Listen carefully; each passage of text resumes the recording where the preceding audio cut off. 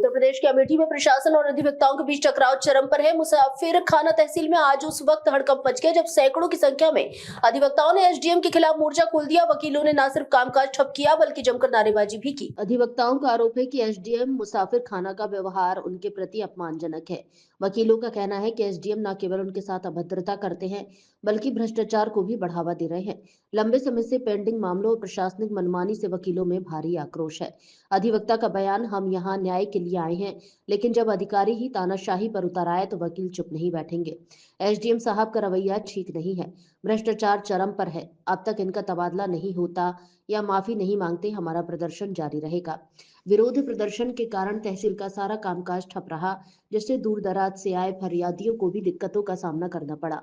Bar association ने स्पष्ट कर दिया है कि अगर उनकी मांगे पूरी नहीं हुई और एसडीएम के खिलाफ सख्त कार्रवाई नहीं की गई तो यह आंदोलन और भी बड़ा रूप लेगा।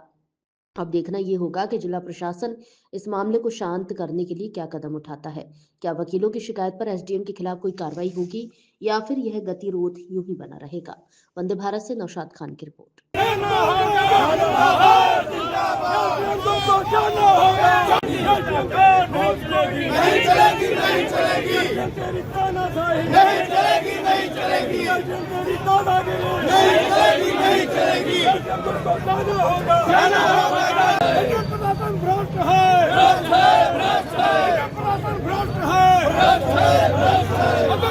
जिंदाबाद जिंदाबाद जिंदाबाद जिंदाबाद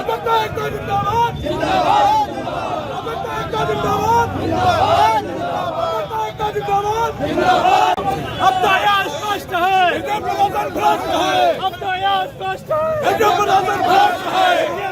मुर्दाबाद मुर्दाबाद मुर्दाबाद, आवाज दो, आवाज दो, आवाज दो,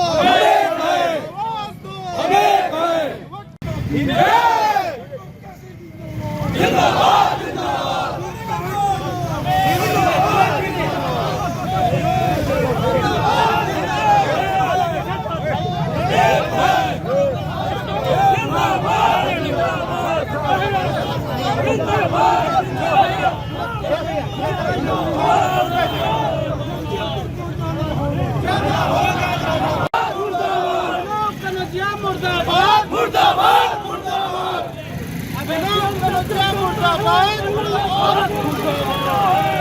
एसडीएम जब डरता है महिला नेता को मुर्दाबाद, अमरनाथ कानून मुर्दाबाद,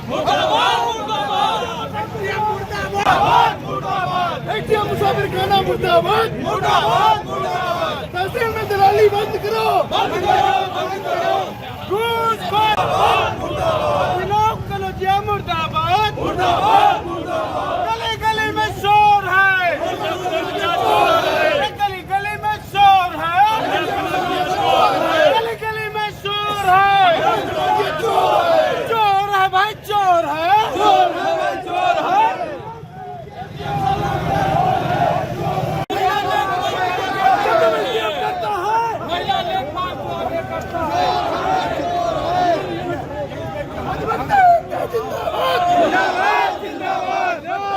जिंदाबाद जिंदाबाद जिंदाबाद, एसडीएम मुसाफिर खाना मुर्दाबाद, मुर्दाबाद मुर्दाबाद।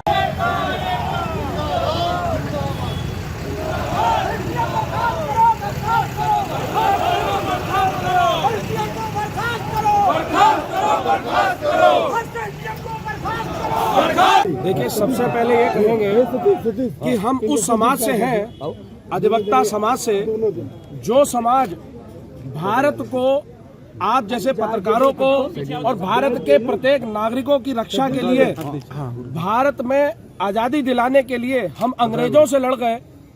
तो ये जान लीजिए, एक जनपद के एक तहसील का एक अधिकारी से क्या हम लड़ने योग्य नहीं होंगे?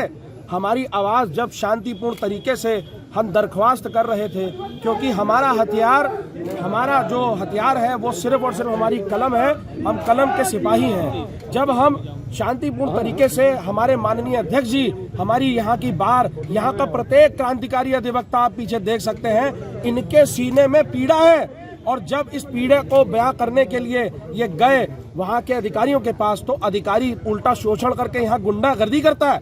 आप ये जान लीजिए कि अगर ऐसा ये नहीं करते हैं और अभी भी इनको यहाँ से वापसी नहीं भेजा जाता है तो उग्र आंदोलन तो निश्चित होगा। मैं भी अखिल भारतीय संयुक्त अधिवक्ता परिषद का प्रदेश अध्यक्ष हूँ। पूरी जिम्मेदारी और पूरे होशोहवास के साथ कहता हूँ पूरे अधिवक्ता समाज को और इस बार को ये आश्वस्त करता हूँ कि अगर 75 जिले और 18 मंडलों का अधिवक्ता इस धरा पर ना हो तो आप कहिएगा। दूसरी चीज कि अगर यहाँ पर कुछ भी ऐसी चीजें जो सबूतों के आधार पर हम माननीय उच्च न्यायालय भी जाएंगे और जब हाई कोर्ट में ऐसे अधिकारियों को तलब किया जाएगा तब अधिकारियों को पता चलेगा कि इनके ऊपर भी कोर्ट है, इनके ऊपर भी न्यायालय है।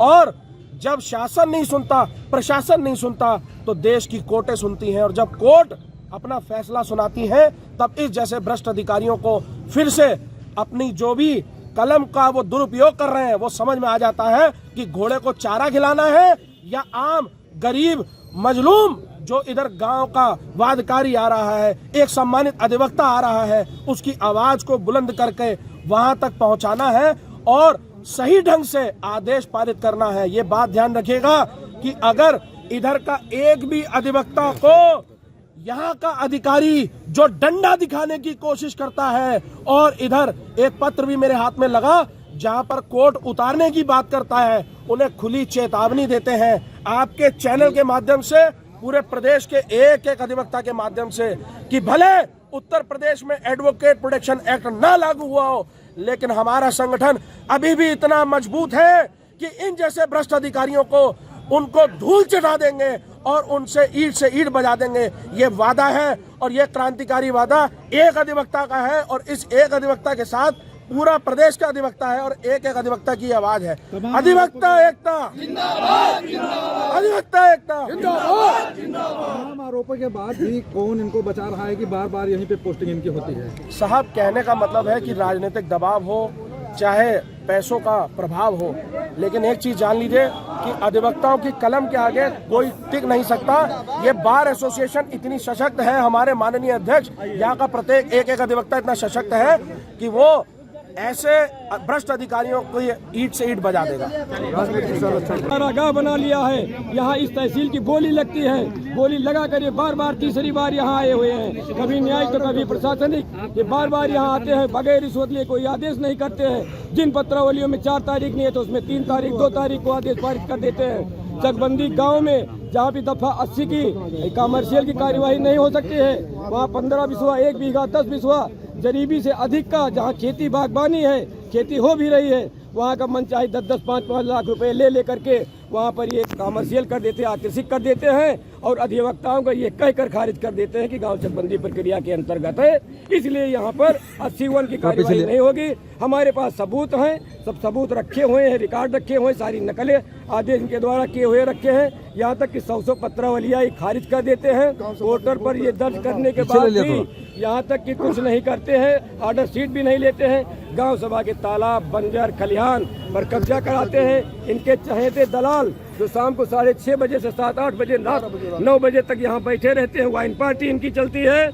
और यहाँ तक कि ये मुवक्किल जो हमारे 107/126/170 170/126/135 BNSS के जो आते हैं उनको या तो ये जेल भेज देते हैं, कोई अधिवक्ता अगर आवाज उठाया तो ये बगैर न्यायालय में आए अपने आवाज से जेल भेज देते हैं, या तो उस अधिवक्ता को परेशान करते हैं, उनकी पत्रावलियों को खारिज कर देते हैं। महज सिर्फ दलालों के लिए यहाँ आए हुए हैं।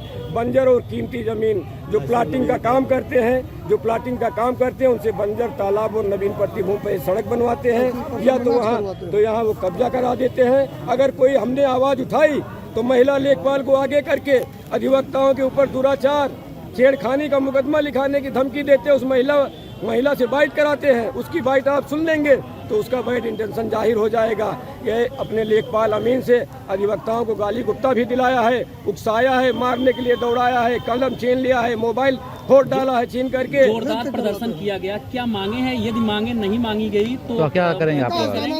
और अभी तक कौन अधिकारी आपके से संपर्क किए हैं? हमसे कोई भी अधिकारी संपर्क में नहीं किया है। जिला प्रशासन पूरी तरह से आंख मूंदे बैठा हुआ है, कारण कि इसको जो है राजनीतिक पालन पोषण इसका है। कोई बड़ा नेता इसके साथ जुड़ा हुआ है जो भी प्लाटिंग का काम करता है। अब हम माननीय मुख्यमंत्री जी से मिलेंगे और हमारी बसें सारे तहसील के पूरे जिले की और सुल्तानपुर जिले से भी हमने समर्थन मांग लिया है। दीवानी न्यायालय में भी आज हड़ताल है, पूरे प्रदेश से बसें जाएंगी और उग्र आंदोलन होगा। अब इनको ट्रांसफर ही नहीं, इनके निलंबन और बर्खास्तगी की मांग भी हम कर रहे हैं और इसके अधिक संपत्ति की जांच की भी मांग करते हैं और इनके क्रियाकलापों की मांग करते हैं। जो इनके लेखपालों ने अधिवक्ताओं को गाली गुप्ता दिया, जो अमीन और दिया, उनको भी निलंबन और यहाँ से हटाने की भी मांग करते हैं। जब तक नहीं सब हटेंगे, इनका पूरा अमला जब तक यहाँ से नहीं हटाया जाएगा, तब तक हम बैठने वाले नहीं हैं। पूरे जिले में, पूरे प्रदेश में, अगर संभव होगा तो पूरे देश में हम आंदोलन करेंगे।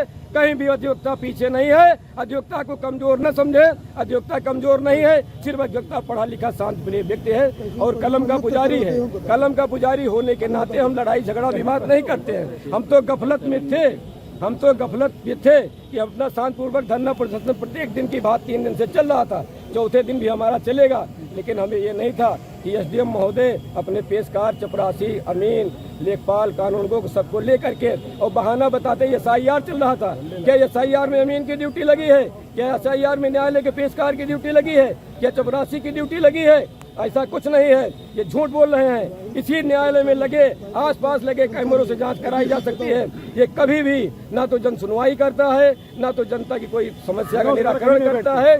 यहाँ तक कि जो तहसील जो प्रार्थना पत्र दिए जाते हैं, अगर 100 प्रार्थना पत्र दिए गए तो 10-15 प्रार्थना पत्र जो ये दर्ज होते हैं, बाकी सब फाड़ के फेंक दिए जाते हैं और कभी जन सुनवाई भी नहीं करता है। और आए दिन सिवाय घूसखोरी के कहता हमें ऊपर तक देना है, हमें कुछ कोई कर नहीं पाएगा।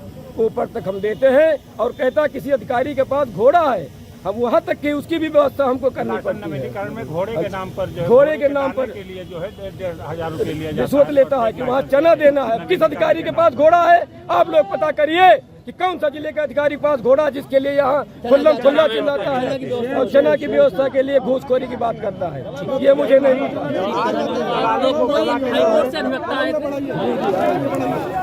जैसे उपस्थित हुआ हूँ। यहाँ पे मुसाफिर खाना तहसील के नीचे के लिए तब आए यार। एक ज्ञापन दिया गया कतिपय समस्याओं को लेकर। इसके संबंध में जिलाधिकारी महोदय से वार्ता की गई है और इसकी एक उच्च स्तरीय समिति गठित कर जांच कराई जाएगी और ट्रांसपेरेंट तरीके से इसकी जांच कराकर जो भी इसमें निष्कर्ष आउटकम्स आएगा उसके आधार पर जिलाधिकारी महोदय द्वारा निर्णय लिया जाएगा। सर, वकीलों का आरोप था कि 2 बार इसके पहले भी एसडीएम शिकायत के आधार पर ही यहाँ से हटाए गए हैं। न्यायिक और प्रशासनिक दोनों पद पर हैं। तीसरी बार फिर इनकी पोस्टिंग इसी तहसील में हुई है। देखिए, जो माननीय अधिवक्तागण ने इसमें लिख के दिया है सारे बिंदुवार, इनकी हर एक बिंदु की जांच कराई जाएगी। पुराना कोई इशू है उसकी भी जांच करा ली जाएगी। अब इसमें जिलाधिकारी महोदय से वार्ता के क्रम में यह निष्कर्ष आया है कि एक उच्च स्तरीय समिति जांच जब इसकी करेगी तभी आउटकम सही हो पाएगा और आउटकम सही आने के पश्चात हम लोग इस पर निर्णय लेंगे। Thank you.